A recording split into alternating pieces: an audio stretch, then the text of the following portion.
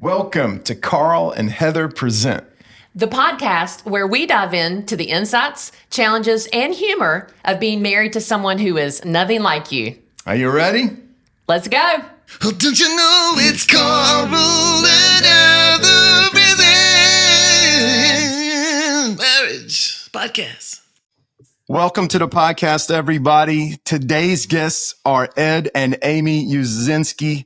They have worked in sports ministry and ministry to collegiate and professional athletes for over 30 years. Ed and Amy have 4 kids. They've been married for 25 years. We're brand new friends with them through family life, and it's an honor to welcome to the podcast Ed and Amy Uzynski. Yes. Thanks for having us. Right. Let's go. The Uzynskis. Okay. I have to mention that Amy is wearing a dress that I wear. Did you borrow that from you? No, Okay. but I could totally see us wearing the same thing because we're both tall girls. So Yes. I love your dress, Amy. Thank you, sweet Yeah. friend. Thank you. I think how best friends find each other and people that really connect. You and Amy have that. Mhm. You know. We have. We would be best friends. I mean, we are best friends from a distance, but we would be like see each other all the time, I'm sure, if we Mhm. live close to each other. So Yep. Anyway. I remember the first time we met. It was just an instant connection that you don't always get with Yeah. everyone. Carl, I'd like to think if we lived closer together, we'd start wearing the same clothes. Hey, As each especially other. if you shop at Costco like I do. What's funny is, as I was going through my drawer to decide what to wear for this, there was a Costco shirt that almost got put on, and I decided against it, Okay. just knowing that it would not have played well with all the guests that were on today. Man, if Costco's putting it out, I think you and I both look great in it. yeah. Yes, I Yeah. agree. Agreed. I Well, like, agree. I like the choice of Under Armour though, since this is a sports, kind of themed podcast. Yeah. That's nice. Was Well that good? I like it. Okay. Okay. Well, we're going to jump in about sports, but before we do that, I want to ask you guys a question.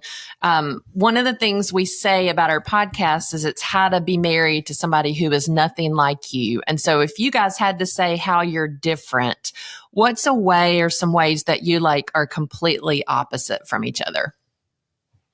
Yeah, a way or some ways. Again, that's Do you want 10 or do you just want Potentially the one whole- way? Go ahead. What came to your mind? I just think and I had mentioned this to you guys earlier in a text, that I absolutely love being outside in nature.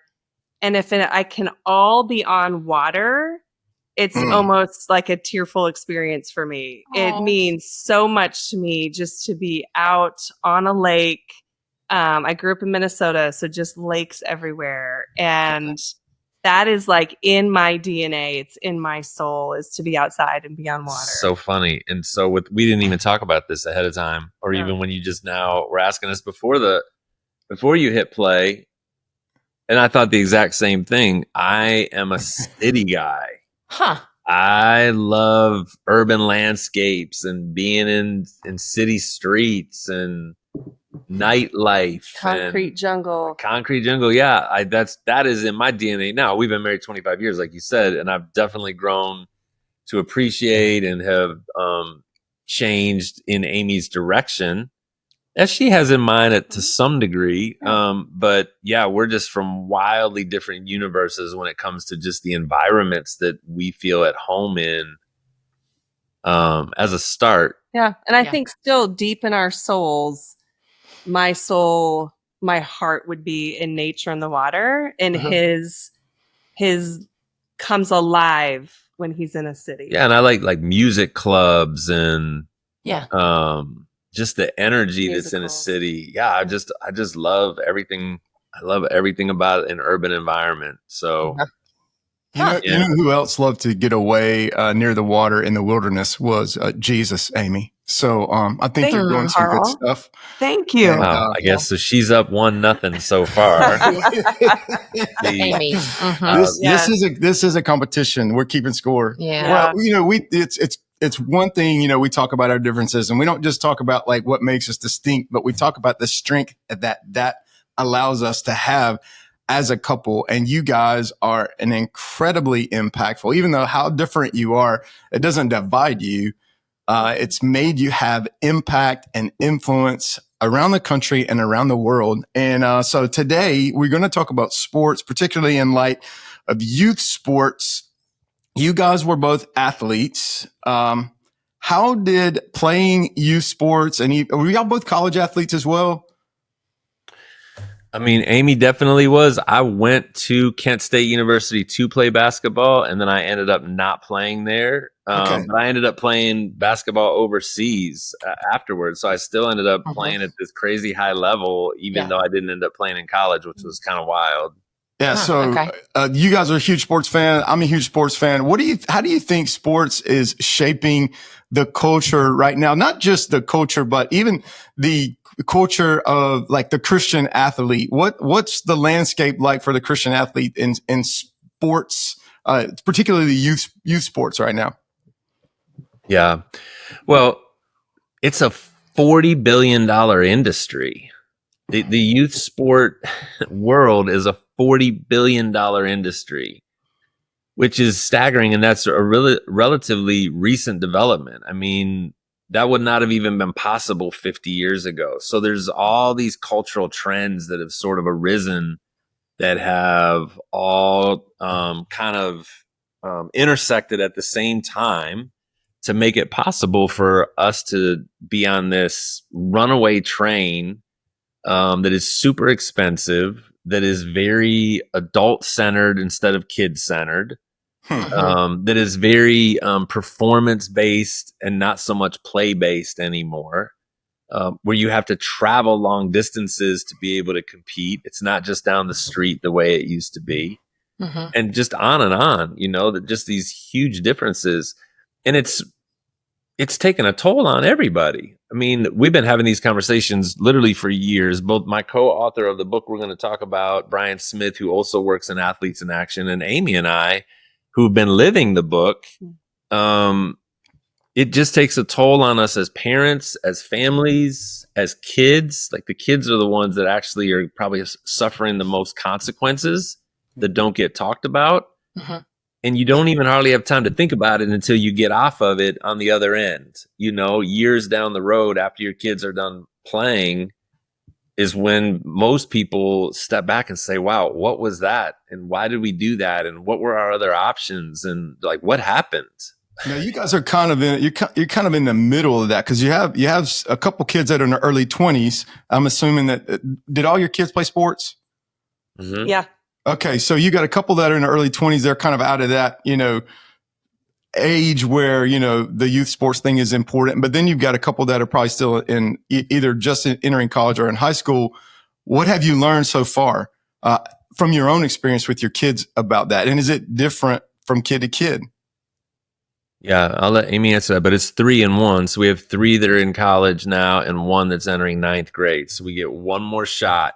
Try to see, can we pull it all together and see what we've learned from the first 3 and make this one better? Yeah, I mean, every kid was so different. And so our oldest loved to play basketball. So that was kind of his sport. He also played baseball as a young kid, but as he got into like high school, basketball was his sport. And I think we put a lot of pressure on him. We, signed him up for the AAU leagues, which we were very careful how we did that, but we were intentional. We were probably coaching him too much, talking to him too much. I mean, with your first kid, you're trying to figure it out on the own, on the fly.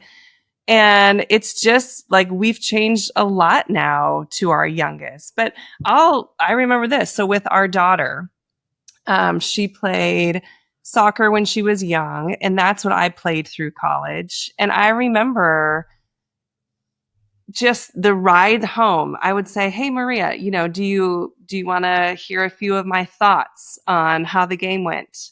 Nope. Didn't want to hear a thing. That's a nice entry point. Ever. Here's some of my thoughts. Yeah. And then honestly, one of the things that probably helped our relationship the most was when she chose to go play volleyball. I never played volleyball. That wasn't one of my sports. And so when she chose to go play volleyball, it was like oh, it was so fun watching you play. Yeah. That was great. I don't know the rules. I learned them as she played, but I really just was able to sit back and enjoy watching her play. I think the hardest thing for us is when our kids play the sport that we grew up playing, because we've got thoughts, we've got ideas, we've got ways to coach, we've got ways to change it. And so that was really helpful. Yeah. And then our third son played soccer, but he just wasn't super verbal. And so he never really wanted to chat much after a game. And then our youngest now is wanting to try some new sports. So he's into swim, which we don't know a thing about swim. He's trying out for the golf team tomorrow. Wow. And so he's also playing basketball too. But yeah, I feel like we learned a lot from the mistakes that we made from the first two, just to sit back now and say, you know what, like, I'm just going to enjoy watching my kid make friends, learn to do something new, fail in the midst of it, hopefully have some success, and just to enjoy the process instead of trying to get him to the next level, trying to get him to succeed, trying to get him to make the next team. So, yeah. Okay. Well, I have a marriage question for you about this, around this, and then we want to ask you some questions, Ed, about the book. Which, side note, I love that I read in the book that you and Brian, your co-author, you guys have kids in elementary school playing sports, middle school, high school, and college. And so that just is a great depiction of somebody who's like, we're living this. We're not just like writing about this. Like, how in college you would have like your education professors like teach you how to be in a classroom and they had not been in a real classroom for 30 years or whatever, but you guys are living that. So I love that. As it relates to marriage though, have you guys always been on the same page with like sports and how far we're going to take this? Or how do you go about, or did you go about, is there something that you look back and you think, oh, we should have done that differently? Making decisions of saying, yeah, we're going to do this. We're going to pursue this. We're going to go this far. Or no, this is too much for our family. Like, what's your decision process like? Yeah, that's a great question. And maybe let me say this, Heather, first, that one of the things that youth sports does, I think, to a couple is that it exposes our own demons as individuals. And so, one of the things that I've had to come to grips with across these years of being at games is what's going on inside of me. And what I'm realizing is I'm full of fears. I've got these imagined futures that I'm projecting onto my child that I want for him or her that may not have anything to do with what God wants. I'm not even interested in that. I just know what I want it to look like. I've got my own regrets from my own past that I'm trying to keep them from experiencing when it comes to sport or really any experience. I think we all do that at some level. I've got my own idolatries where I'm trying to get something out of his or her experience to make me feel fulfilled in some ways. Why do I feel so intensely embarrassed in the stands when they make some kind of a mistake? I mean, there's always going to be some embarrassment, but like, why am I just like ashamed? Like, I feel like I have to do perception management because he dropped the ball or she hit the ball into the net at the end of the game. Wow. And then conversely, like, why do you feel so proud? Of course, there's some pride, but why do you feel, why do I feel like I own this entire stadium because he made the game-winning shot, So there's just, and those are really, you know what that is? We can say this to this audience, can't we? That's sin. Yeah. It really is. It may be coming from a good place. It's coming from good motives, maybe, but most of that is just, it's some kind of ugly sin that's in there. So, hey, we want to take a minute and thank you so much for listening to the podcast. This is more than just a podcast. It's a ministry. Since launching, we have heard from so many listeners who are finding hope, practical help, and a renewed desire to fight for their marriage. Heather and I will always believe that helping people with their marriage is really about pointing them to Jesus as the ultimate hope and healer. So if you've been blessed by this ministry and you want to help us keep it going, would you consider a gift of support? Your gift is tax deductible and it goes directly towards producing episodes, sharing truth, and reaching more couples who need it. To give, go to carlandheather.com/give. Enter your information there. Let's all get together on purpose. Thanks for listening, and now back to the conversation. When we both have that going on at some level, and that's getting exposed and it's coming to the surface, apart even from the decisions that are being made about our child and like what course he or she is going to be on, we're first having to deal with what's going on inside of me. And if she's experiencing something different, or Amy is feeling some other kind of insecurity or some other kind of fear, a lot of times there's clashes that come about just because we're not able to identify and express what's really going on inside of us. Does that make sense? Yeah. So if one of us is pushing for the select team, but the other one's saying, hey, let's stay here. Why do I want to stay here? Am I afraid that maybe he's not going to make that team? Or if the other spouse really wants to try out for the select team, well, what's going on inside of them? Are they fearful that if they don't make the select team, then they're not going to make the junior high team, and then they won't make the high school team? So what's really going on inside What of us? identity issues are going on? Yeah. Having to choose between, well, is he going to be on the A team or the C team? And what's at stake in, our kids only on the C team versus, well, our friends' kids are on the A team. Yeah. So Really quick, one thing I was going to say to that idea of how do we handle it as a couple when we're different. So I was thinking about this right now, and I'm going to throw you under the bus just slightly. Okay. Right now. Okay. He's a tough guy. He can take it. He can. So our youngest, Trey, is 14, and Trey has always been a pretty good basketball player. He enjoys playing basketball. He's got a great shot. So he's decent at playing basketball. And now he's going to be a freshman in high school. But do you know what he's done all summer long? And I think he's out there doing it right now, is he just wants to swing a golf club. That's kind of all he's been doing all summer, is swinging the golf club. He's made a little 9-hole thing around our yard, and It's awesome. And every day I can tell it's a little bit eating dad alive, because he's just like, when's he going to shoot baskets? When's he going to start dribbling? When's he going to? And I'm like, I don't know. But he's wanting to try out for the golf team, and he's got a decent little swing. Who knows? Do you know why I'm actually quite okay? Is because I read this book called Away Game, A Christian Parent's Guide to Navigating Youth Sports, and it told me What did it tell you? to let him play what he wants to play. Yeah. Wow. The whole point is to play. Yeah.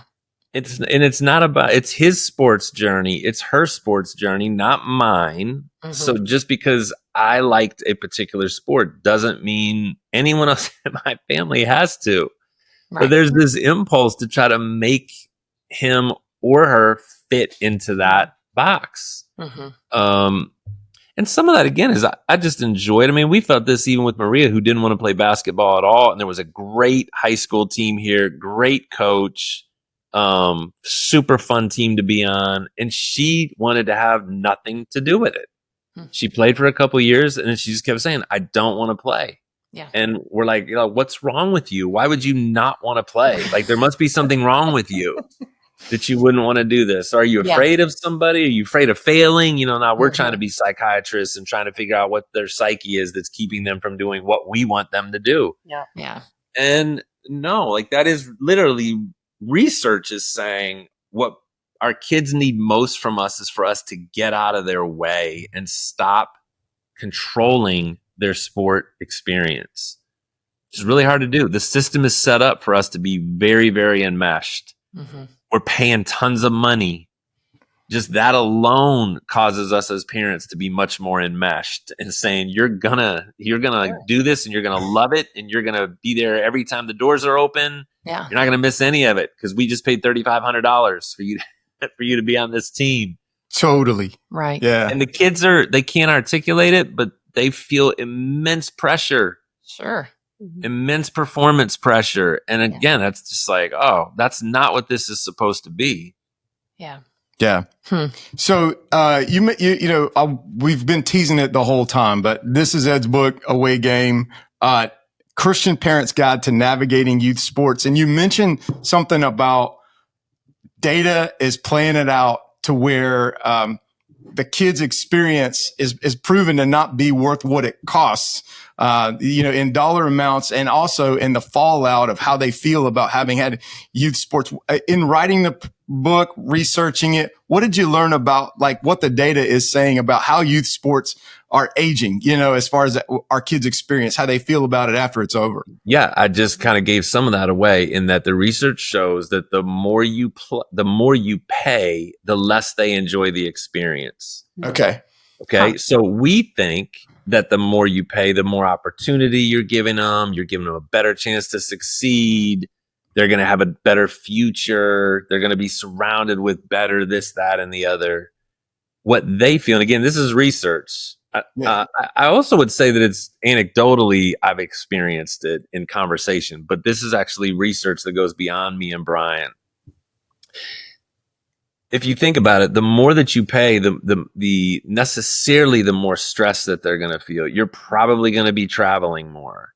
Mm-hmm. You're probably going to be playing lots and lots and lots of games. Mm-hmm. You're probably going to be doing additional training that goes along with paying more. You have the best equipment, the best uniforms, the best coaches who have super high expectations. And in fact, this club prides itself on you training like a pro, even though you're 10 years old. I mean, like, what does that even mean to train like a pro? But like we kind of unquestioningly, we think, well, no, that sounds really good. That sounds great. It makes it not fun, which is why most kids, and another statistic says that most kids, 70% of kids stop playing by the time they get to 13 or 14 years old. Wow. They've started at 6 years old. So think about it. They've been playing for 7 or 8 years. Yeah. And they're not having fun. They feel performance stress and they'd rather not do that.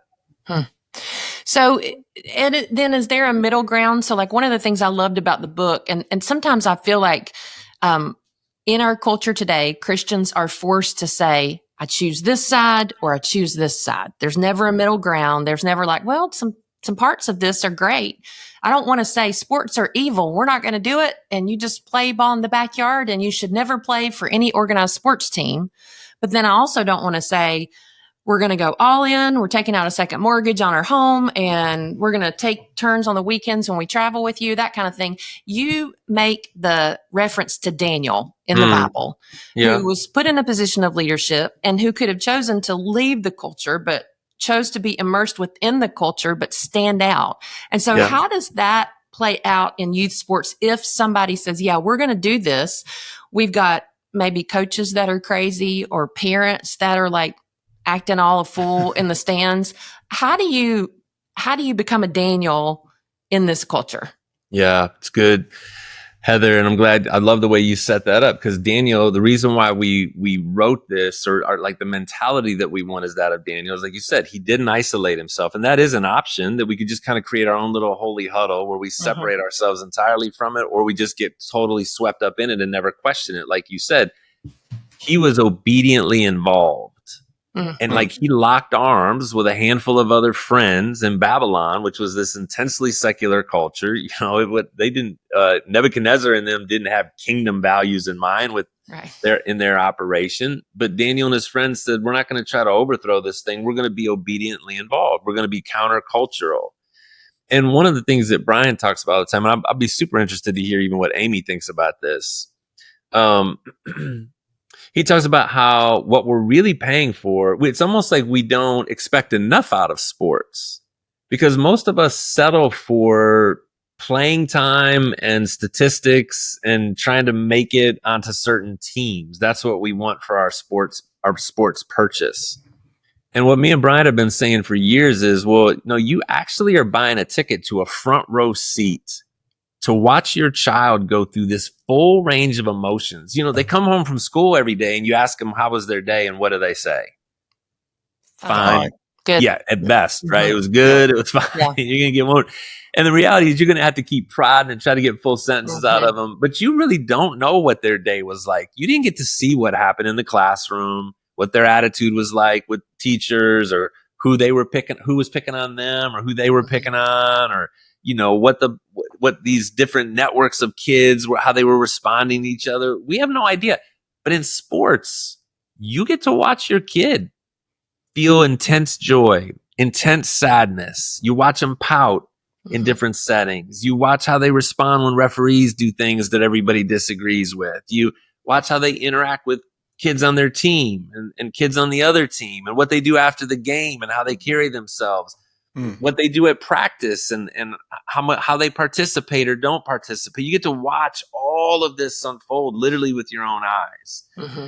And what we've been saying then for years is for us to be obediently involved, at the very least, is going to have to mean that we start to take on the identity of being their main discipler again.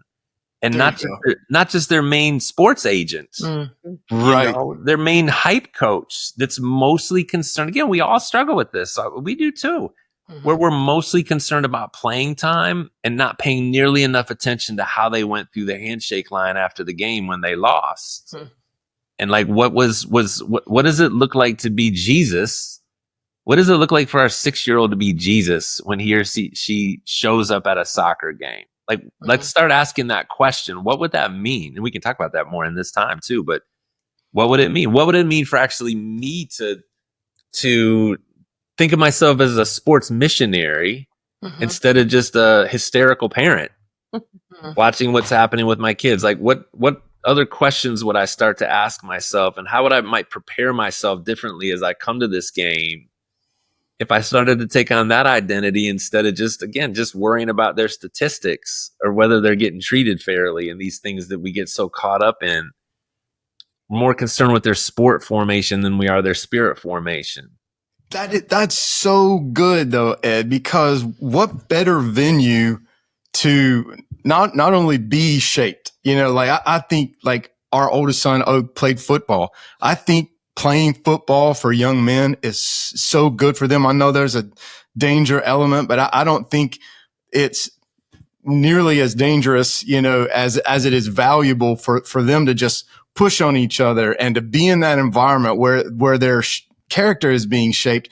And there have been so many great competitors who have also had incredible influence for Christ, because they weren't only being shaped in their character by the sport, but it's a perfect venue for parents to say, look, you can be a Daniel, you can be an all-star, an outstanding character athlete. I think in that venue is just the most awesome venue, but we forget about that. We forget about it. Just like you said, we get worried about their sports performance, but might shortchange ourselves as opportunities to be the primary disciplers of our kids. Playing sports is awesome. It's so good for you, but it's also such an influential platform, even for your 6, 7, 8-year-old, when we look at it through the lens of, hey, this is a place where we are going to have kingdom impact, and demonstrate what it's like to be Jesus in a crooked and depraved generation, like the Bible says. You shine like stars. I love that.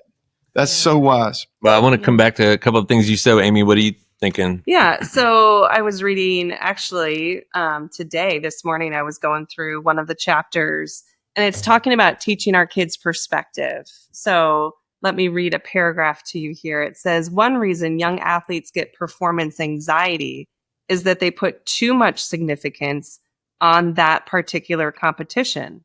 Their perspective shrinks, leaving them with what today's match and nothing else. And when a sport is all you have, you realize that failing at it has identity level consequences. A loss is no longer just a loss. What it means is that you are a loser. Wow. A missed opportunity is no longer just a missed opportunity. It means that you're a choke artist. And it just says our kids need perspective. They need to know that a game is just a game. And so I think that's where we have this power. We love sports. I love everything you just said, Carl. There are so many benefits to sports. But if we start to teach our kids that sports is their identity, that Right. this performance on a Saturday afternoon at 1:00 is going to dictate my love for them or my interaction with them the rest of the day, Mhm. like that's really damaging and really scary. We want our kids to know, like, go and have fun.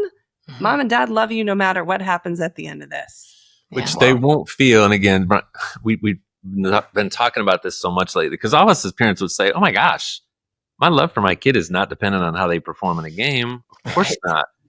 And yet, what our kids experience is when they do well, we cheer like crazy Yes. and there's Mhm. wonderful joy. It's And when worship.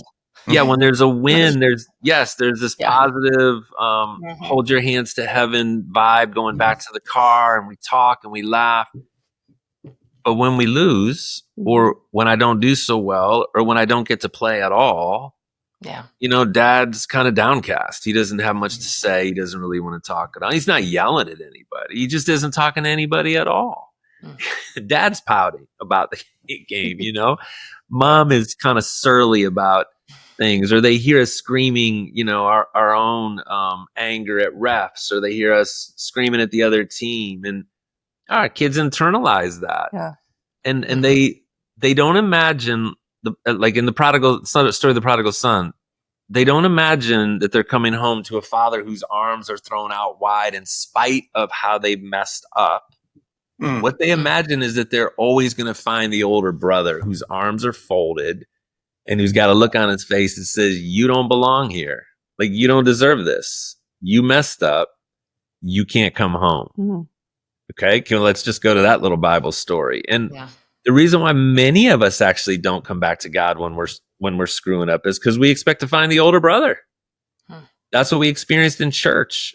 Or that's what we experienced with, maybe in a Christian school with teachers or people that were in authority, that there was this sternness that anytime I mess up, anytime I go outside moral lines in any kind of way, I'm met with judgment. I'm met with shame. So, wow, I need to be super careful. Like, there's a ton at stake. We're communicating either the gospel or the non-gospel with how we interact with our kids and other people's kids at sporting events. How about that? Yeah. Let's go. Yeah, That's good. we really are. Right. Yeah. Yeah. That's awesome. Well done. Yeah. Guys, thank y'all so much for Thank you. being on. The book is Away Game by Brian Smith and Ed Uzynski. We've had Ed and Amy Uzynski on the podcast today talking about Christian Parents' Guide to Navigating Youth Sports. Yep. Thank you guys so much for spending time with us today. Yeah. And We love you. get the book on Amazon. I'd say if you're on a sports team, buy a copy for everybody on your team. Pass it out. Be a great thing for you guys to talk about. Absolutely. Grandparents, parents, everybody needs a copy of this book. Get it on Amazon. All right. Thanks for listening. Yeah. Love you guys. What Thanks, you got? Thank Cardies. you. Love you too. See ya.